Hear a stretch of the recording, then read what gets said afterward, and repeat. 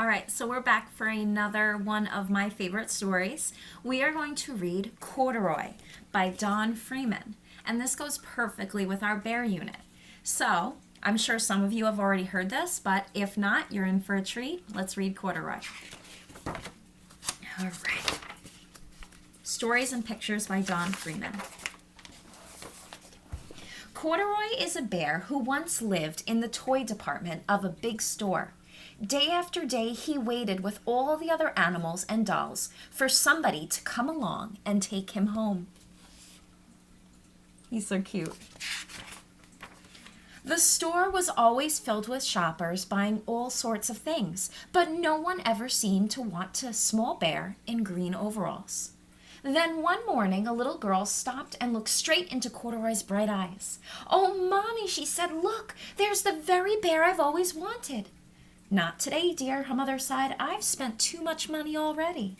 Besides, he doesn't even look new. He's lost the button to one of his shoulder straps."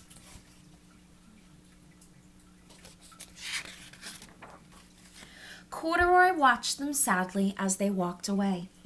"I didn't know I'd lost a button," he said to himself.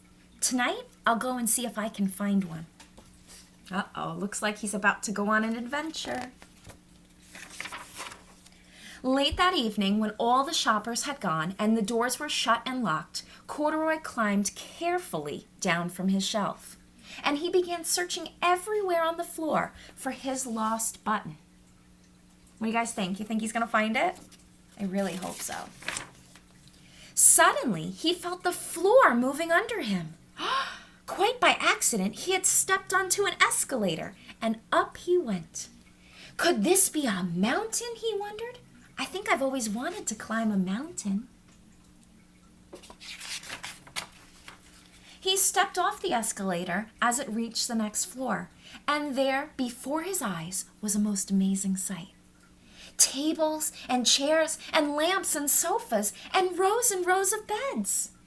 "This must be a palace," Corduroy gasped. "I guess I've always wanted to live in a palace." He wandered around admiring the furniture. "This must be a bed," he said. "I've always wanted to sleep in a bed." And up he crawled onto a large, thick mattress. All at once he saw something small and round. "Why, here's my button," he cried, and he tried to pick it up. But like all the other buttons on the mattress, it was tied down. What do you guys think? Was that his button? I don't think so.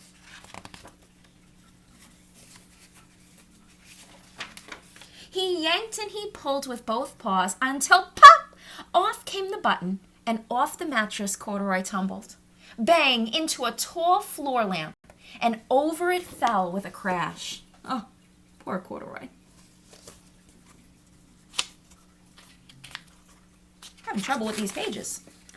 Corduroy didn't know it, but there was someone else awake in the store. The night watchman was going on his rounds on the floor above. When he heard the crash, he came dashing down the elevator. "Now, who in the world did that?" he exclaimed. "Somebody must be hiding around here." "Don't worry, it's only Corduroy." He flashed his light under and over sofas and beds until he came to the biggest bed of all, and there he saw 2 fuzzy brown ears sticking up from under the covers. "Hello," he said. "How did you get upstairs?"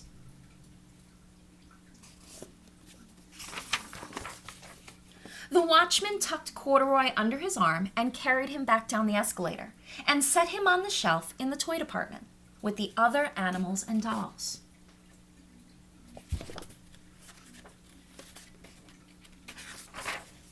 Corduroy was just waking up when the first customers came into the store in the morning, and there looking at him with a wide, warm smile was the same little girl he had seen only the day before. "I'm Lisa," she said, "and you're going to be my very own bear. Last night I counted what I'd saved in my piggy bank, and my mother said I could bring you home." Yay!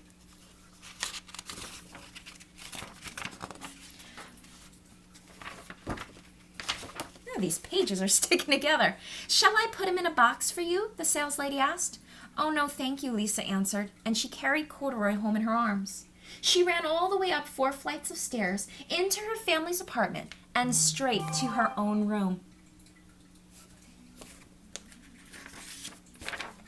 Corduroy blinked. There was a chair and a chest of drawers, and alongside a girl-sized bed stood a little bed, just the right size for him.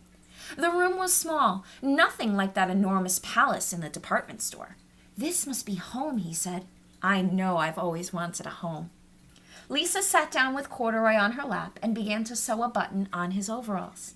"I like you the way you are," she said, "but you'll be more comfortable with your shoulder strap fastened." "You must be a friend," said Corduroy. "I've always wanted a friend." "Me too," said Lisa, and she gave him a big hug. So look at that. Hug your teddy bears really tight because they really are amazing friends to have. So an activity that you can do following this book is I have another printout that hopefully mommy or daddy printed out for you. And this is a picture of Corduroy, but he's not really colored in. So I need you guys to do your best work to decorate Corduroy. Now he doesn't have to look the way he did in the book. He doesn't have to be brown with green. He can be anything you want, and you don't have to just use markers and crayons. If you want to use different materials, feel free. Be artists, be explorers, be adventurous, and make a beautiful Corduroy for you to hang up at home. I can't wait to see the finished results, and have fun. I'll see you later for another activity.